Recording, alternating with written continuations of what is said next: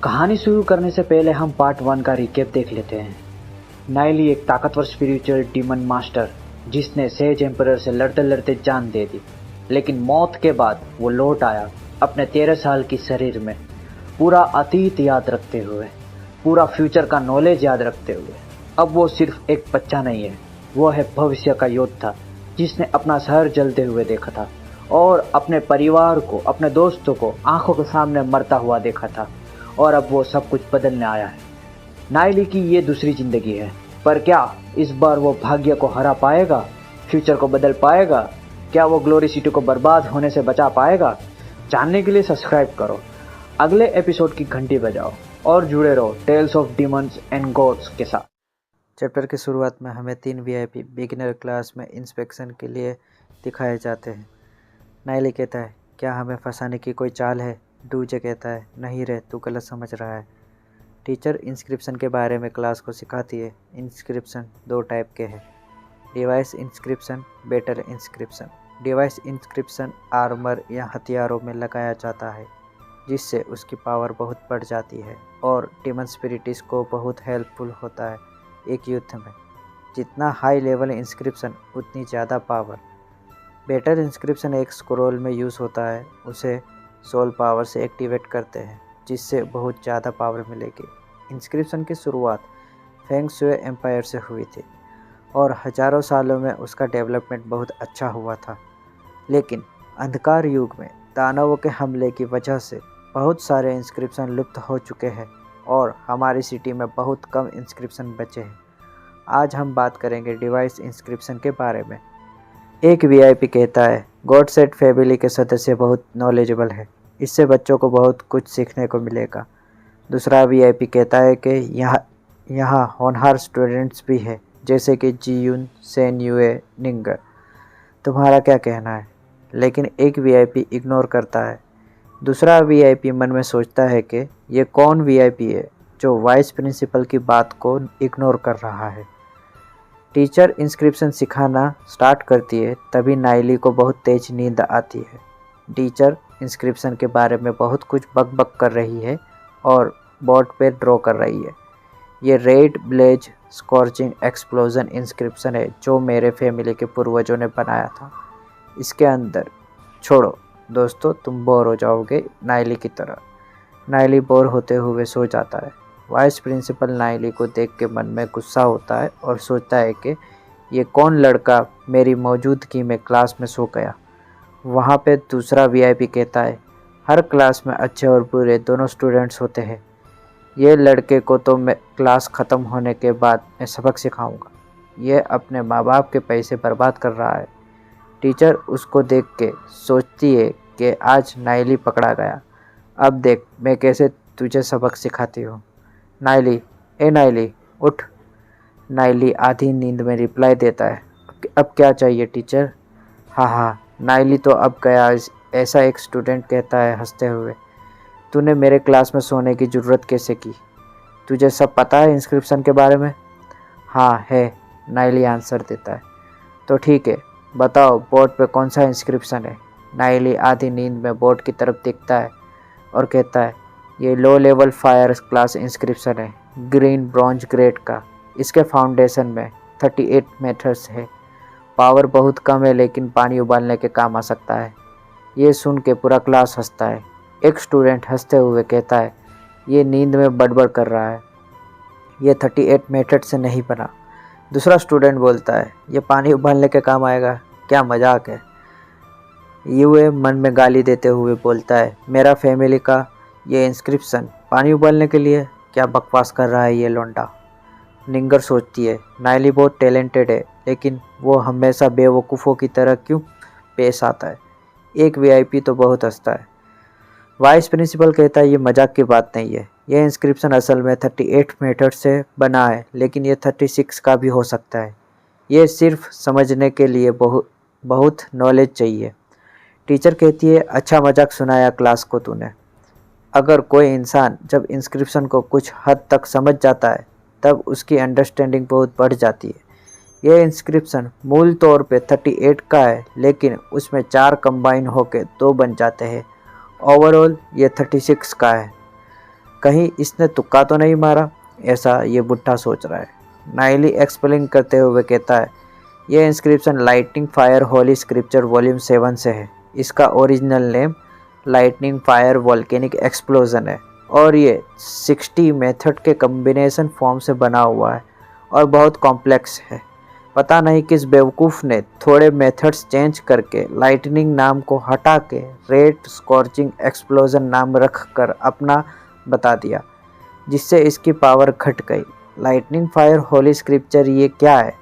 इस दुनिया में ऐसा कोई स्क्रिप्चर नहीं है, इंस्क्रिप्शन नहीं है।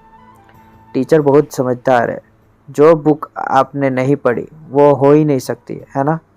लाइटनिंग फायर होली स्क्रिप्चर मैंने वो लाइब्रेरी से ली हुई है। बच्चा बुक खोल के देखता है। बुक फेंगशुई एम्पायर के लैंग्वेज में लिखी हुई है जो वो समझ नहीं सकता। ये सेन किसी को लाइब्रेरी में भेज के मेरे लिए बुक ले आओ। जी हाँ, स्टूडेंट वॉल्यूम 7 ढूंढ रहा है। यहाँ तो बहुत सारे डायग्राम हैं। टीचर कहती है, मुझे लगता है कि तूने कोई भी एरी गेरी बुक उठा के देख ली होगी। अगर तेरा दावा झूठा निकला तो मैं सेंट कमेटी में तेरी रिपोर्ट करूँगी कि तूने हमारे पूर्वजों की बेइज्जती की है। नाइली कहता है, टीचर आप कहीं जल्दबाजी नहीं कर रहे हो ना? थोड़े ठहर जाइए। युआन जियाओ, पेज 30 डायग्राम 6 निकाल। टीचर ये बुक तुम्हारे पहले पूर्वज से भी पुरानी है। नाइली मन में पास्ट लाइफ याद करता है। तुम गॉड सेंट फैमिली वाले गद्दार हो सालो। दूसरों की मेहनत और इंस्क्रिप्शन अपना दिखा के बढ़ाई मारते हो। मेरी पिछली ज़िंदगी में ग्लोरी सिटी डिस्ट्रॉय होने से पहले सभी फैमिली ने जी जान लगा के लड़ाई की थी। सिर्फ तुम्हारी फैमिली में अपने आप को बचाने के लिए घर में छुप गए और उसकी वजह से वेस्ट सिटी गेट तबाह हो गई, जिसकी तुमने सुरक्षा करने की जिम्मेदारी ली थी और उसकी वजह से दानवों ने कत्ले आम मचा दिया था। मैं तुम्हारी ये सच्चाई सबके सामने दिखाऊंगा। स्टूडेंट पेज ढूंढ रहा है। मिल गया। ये तो एकदम सेम है जैसा नाइली ने कहा था। सेन युए मन में कहता है, नाइली जानबूझकर मेरी फैमिली को निशाना बना रहा है। नाइली भी सोचता है, ये भड़वे लोग सेम ही है। टीचर कहती है, मेरे फर्स्ट पूर्वज ने कहीं से रेफरेंस लिया है तो उसमें क्या हो गया?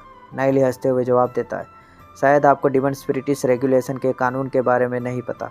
उसके मुताबिक जो भी बिना बताए किसी और किसी चीज़ से रेफरेंस लेता है तो उसे बताना ज़रूरी पड़ता है। अगर किसी ने कहीं से रेफरेंस लिया हो तो वो भी बताना होता है। टीचर तब होकर तुम भी ना?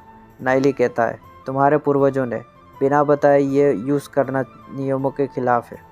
नाइली हाथ जोड़ के कहता है, पूर्वजों पे आरोप लगाना बड़ा पाप है रे बाबा। शायद उनका कोई रीज़न होगा नहीं बताने के लिए। ये सब नाइली ताना मारते हुए कहता है। एक स्टूडेंट कहता है, क्या सच में सेंट गॉड फैमिली के पूर्वज ऐसे थे? दूसरा स्टूडेंट कहता है, इनके पहले पूर्वज गोल्ड रैंक के थे लेकिन इंस्क्रिप्शन मास्टर थे। उन्होंने कई फायर टाइप इंस्क्रिप्शन बनाई थी जिससे इनकी फैमिली को फायर इंस्क्रिप्शन फैमिली भी कहते हैं, लेकिन अब लगता है ये सब कहीं से चुराया गया है। एक और स्टूडेंट कहता है, मैंने बहुत सारे ऐसे केस देखे हैं जहाँ किसी ने रेफरेंस लेके खुद नया इंस्क्रिप्शन बनाते हैं लेकिन वो मेंशन करते हैं कि कौन से बुक से रेफरेंस लिया है। सेन युए गुस्से में खड़ा होकर बोलता है, मेरी gods and family top 3 family में से है। तुम ऑर्डिनरी फैमिली वाले ऐसे ही हमारी फैमिली के ऊपर इल्ज़ाम नहीं लगा सकते। ये इंस्क्रिप्शन हमें हमारे पहले पूर्वज के रूम की साफ़ सफाई के दौरान मिली थी, तो हमने सोचा कि ये उन्होंने खुद बनाई होगी। ये एक सिंपल कोइंसिडेंस हो सकता है और मिसअंडरस्टैंडिंग हो सकती है। नाइली मन में सोचता है, ये चालाक लोमड़ी वाले लोग हमेशा कुछ ना कुछ बहाना ढूंढ ही लेते हैं। मैं एक ऑर्डिनरी फैमिली से हूँ और वो सेक्रेट फैमिली से, तो ये भी एक खतरा है। सेन युए धमकी देने में बहुत माहिर है। नसीब से हमारे कानून कड़क है, वरना पता नहीं गॉड्स एंड फैमिली मेरी क्या हालत करेंगे। Gods and family top 3 family में से है तो वो मेरी सेफ्टी रखेंगे, है ना? अगर मुझे कुछ हुआ तो आप लोग समझ जाओगे कि किसने मेरे साथ ऐसा किया। ऐसा नाइली हंसते हंसते क्लास में सबको कहता है। नाइली बेशर्मों की तरह हंसता है। सेन युए उसे गाली देता है। जियून और निंगर भी हंस रहे हैं। वो वीआईपी क्लास में एंट्री लेता है। ये लीजिए आपकी बुक। वीआईपी और वाइस प्रिंसिपल बुक ले के पेज खोल के देखते तो सेम इंस्क्रिप्शन निकलता है। वाइस प्रिंसिपल सोचता है कि कॉपी करना, वो भी बिना बताए, ये एक बहुत बड़ा जुर्म है। वीआईपी मन में सोचता है ये इंस्क्रिप्शन प्राचीन भाषा में लिखी हुई है, मैं भी सिर्फ 2 या 3 सेंटेंस ही पढ़ पा रहा हूँ। नाइली का टैलेंट कैसा है लुवे? मैंने अभी उसकी रिपोर्ट देखी है, उसके पास सिर्फ रेड सोल है। ये सुन के वीआईपी अफसोस करते हुए कहता है, इतना नॉलेजेबल इंसान और लो टैलेंट, वरना इसका फ्यूचर बहुत अच्छा होता। वाइस प्रिंसिपल ये सेंग नाइली को कलेक्शन डीकन की पोजीशन दो।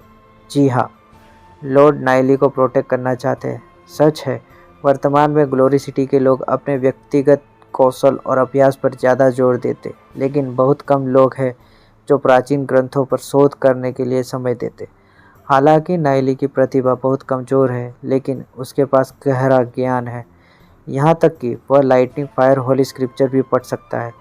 कलेक्शन डीकन बनने से वह और भी प्राचीन ग्रंथों पर शोध कर सकेगा। साथ ही हमारे स्कूल में काम करने की वजह से गॉड्स एंड फैमिली भी उस पर आसानी से मुसीबत नहीं डाल सकेगी। टीचर कहती है, मैं आज जो हुआ उसे याद रखूँगी। नाइली मन में ही कहता है, हाँ हाँ, एक टीचर होकर तुम अपनी ही क्लास में स्टूडेंट को धमकी दे रही हो, क्या मजाक है। तुम्हें मुझे ढूंढने की ज़रूरत नहीं है, मैं खुद तुम्हारे पास आऊँगा। मैं अभी गॉड्स एंड फैमिली को ज़्यादा नाराज़ नहीं कर सकता, मैं अभी भी बहुत कमज़ोर हूँ।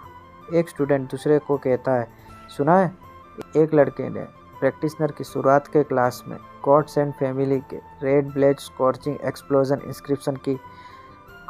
इंस्क्रिप्शन को कहीं से कॉपी किया हुआ बताया। दूसरा लड़का बोलता है, उनके शिक्षक ने भी क्लास में उस इंस्क्रिप्शन की बात की थी और उसका चेहरा भी सूजा हुआ था। गॉड्स एंड फैमिली, सुना है कि जब उनका मुखिया सिटी लॉर्ड से मिलने गया तो उसे भगा दिया गया। नाइली ये अफवाह सुनकर मुस्कुराते हुए सोचता है कि लगता है अब जीयून और सेन यूए की एंगेजमेंट अब टूट जाएगी। दूसरा सीन शिफ्ट होता है। टीचर वाइस प्रिंसिपल पर चिल्लाते हुए कहती है, नाइली बहुत ही बदतमीज है, उसने क्लास के दौरान मुझसे उल्टा जवाब दिया, यह बेशर्मी की हद है। मैं वाइस प्रिंसिपल ये सेंग से निवेदन करती हूँ कि उसे स्कूल से निकाल दे। वाइस प्रिंसिपल सोचते हैं, नाइली के पास जो नॉलेज है उसके आधार पर भले ही वो डीमन स्पिरिटिस्ट न बन पाए, वह वीआईपी का सम्मानित गेस्ट बन सकता है। उसने उस वीआईपी का एडमिरेशन भी प्राप्त किया है, लेकिन sense you gods and family से संबंधित है, इसलिए उसकी भी इज्जत बनाए रखना जरूरी है।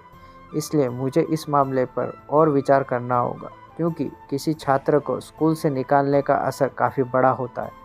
टीचर कहती है, इसमें क्या विचार करना है, मैं रिक्वेस्ट करती हूँ कि नाइली स्कूल छोड़ दे, वरना मैं ठीक से नहीं पढ़ा सकेगी। वाइस प्रिंसिपल सोचता है, ये सेंसियो तो बिल्कुल नहीं जानती कब पीछे हटना है, तो फिर क्यों ना मैं आपको दूसरी कक्षाओं को पढ़ाने की व्यवस्था कर दूँ। सेंसियो गुस्से में, ये बूढ़ा आदमी, इसका मतलब है कि तुम नाइली को बचा रहे हो। वाइस प्रिंसिपल कहता है, यह ज़रूरी नहीं है, यह मामला यहीं समाप्त हो गया। 2 महीने में प्रैक्टिशनर की एग्ज़ाम होगी, अगर वो सबसे लास्ट के 3 में आता है तो स्कूल के नियमों के हिसाब से उसे स्कूल छोड़ना होगा।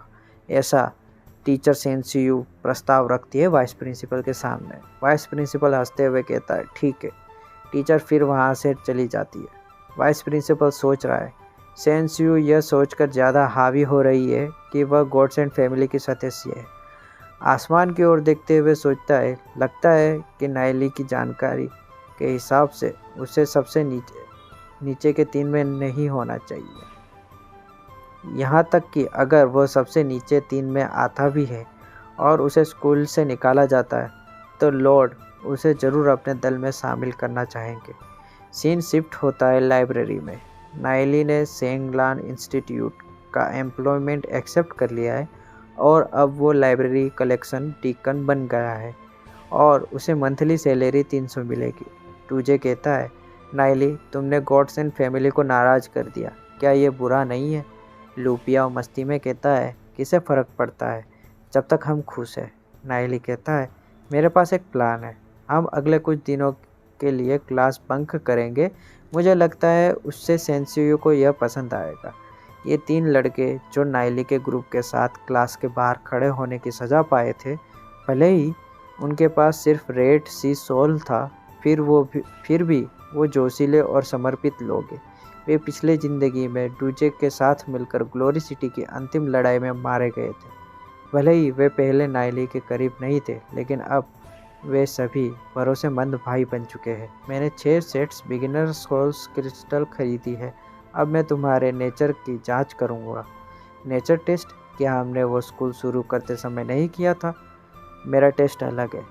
एक बिना उपयोग किया गया सोल क्रिस्टल सबसे संवेदनशील होता है। अगर इसे किसी के सोल सी जांचने के लिए इस्तेमाल किया जाए तो यह बहुत सटीक परिणाम देगा। अगर 2 या उससे ज़्यादा लोग बार बार एक ही बिगिनर सोल क्रिस्टल का इस्तेमाल करें तो उसमें बाधा आ सकती है, और फिर वह केवल व्यक्ति के सोल सी ग्रेड और सोल पावर स्ट्रेंथ को ही माप सकता है। सोल सी के ग्रेड और सोल पावर की मजबूती की जांच के अलावा और क्या जांचा जा सकता है? ऐसा एक पूछता है। सोल सी का रूप और उसके गुण, ये नाइली जवाब देता है। इसका क्या मतलब है? हर कोई एक सोल क्रिस्टल ले लो। तुम्हें इस शुरुआती सोल क्रिस्टल को अपने शरीर के पास रखना चाहिए। यह सोल क्रिस्टल 500 से कम सोल पावर के लिए उपयोग किया जाता है। उससे अधिक के लिए मीडियम सोल क्रिस्टल का उपयोग किया जाता है। अरे, ये सोल क्रिस्टल 1000 से ज़्यादा डीमन स्पिरिट करेंसी के है। हम इतना महंगा सामान कैसे ले सकते हैं? हाँ, हम इसे स्वीकार नहीं कर सकते। डूजे कहता है, तुम इसे रख सकते हो क्योंकि नाइली ने दिया है। जब तक तुम हमें भाई नहीं समझते तब तक मना करते रहो। अब सभी लोग कहते हैं, तो फिर धन्यवाद नाइली। नाइली, अब से तुम हमारे बड़े भाई हो गए। अगर तुम्हें कुछ भी चाहिए तो बस बता देना। नाइली अपने दोस्तों की ओर मुस्कुराते हुए देखता है और कहता है, तुम लोग मेरे भाई हो तो अब सारे काम ज़्यादा असरदार तरीके से होंगे। इसके बाद वह डूजे को बुलाकर कहता है, डूजे, तुम सबसे पहले टेस्ट करोगे। जैसे स्कूल शुरू करते वक्त किया था वैसा ही होगा। दोनों एक टेबल पर आमने सामने बैठते हैं। बगल में खड़े 3 लड़के उत्सुकता और उम्मीद से यह सब देख रहे हैं। उनके चेहरे पर जिज्ञासा झलकती है। डूजे पूरे ध्यान और आत्मविश्वास के साथ टेस्ट देने के लिए तैयार बैठा है। उसकी आंखों में हल्का तनाव और दृढ़ संकल्प दिखाई देता है। थोड़ी देर बाद लूपिया मुस्कुराते हुए कहता है, डूजे, तुमने बहुत तेज़ी से प्रगति की है। अब तुम्हारे पास 52 सोल पावर है। फिर एक क्रिस्टल दिखाया जाता है जो अंदर से नीली और सुनहरी रोशनी से चमक रहा है, जो डूजे की सोल पावर को दर्शाता है। नाइली चमकते हुए क्रिस्टल को देखकर कहता है, असल में ये लाइटनिंग फायर टाइप का है और सोल सी टाइटन लीन थंडर क्लाउड फॉर्म में है। मतलब यह बहुत शक्तिशाली सोल पावर का टाइप है जो बिजली और आग से जुड़ा है। नाइली मन में सोचता है, अब समझ में आया कि मेरी पिछली ज़िंदगी में डूजे की प्रैक्टिस स्पीड बाकी भाइयों से इतनी ज़्यादा तेज क्यों थी। टियान लिन थंडर क्लाउड रूप plus lightning fire type talent, ये परफेक्ट मैच है।